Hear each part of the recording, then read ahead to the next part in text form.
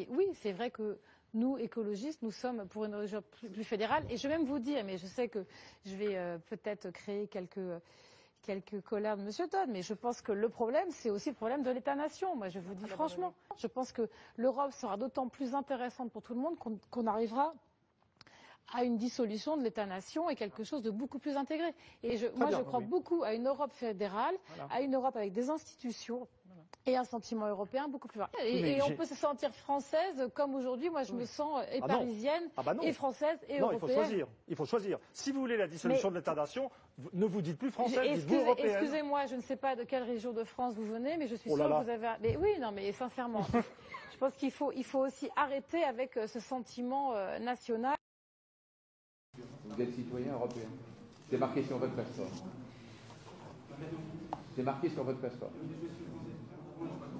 Oui, et moi je m'estime citoyen du monde avant d'être français.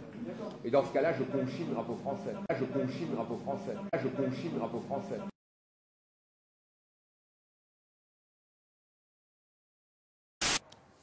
En économie, rappelons que l'autorisation européenne de réintroduire les farines animales dans l'alimentation des poissons est entrée en vigueur aujourd'hui. Le commissaire européen Günther Oettinger a prévenu ce lundi que le gaz de schiste serait à l'agenda européen cette année. L'Europe change la législation en matière de composition des huiles alimentaires.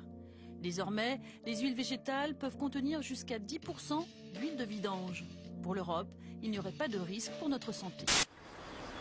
Malgré l'opposition de 19 pays européens, un nouveau maïs OGM, le TC 1507, va être autorisé à la culture dans l'Union européenne. Et maintenant, cette décision assez surprenante de Bruxelles. Imperméable aux critiques des capitales européennes, mais fidèle à une promesse faite à Washington, Bruxelles annonce un projet de réintroduction des poulets américains.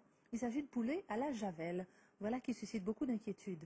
Depuis hier, un règlement européen autorise des taux plus élevés de résidus de pesticides sur les étals, une hausse spectaculaire pour certains aliments.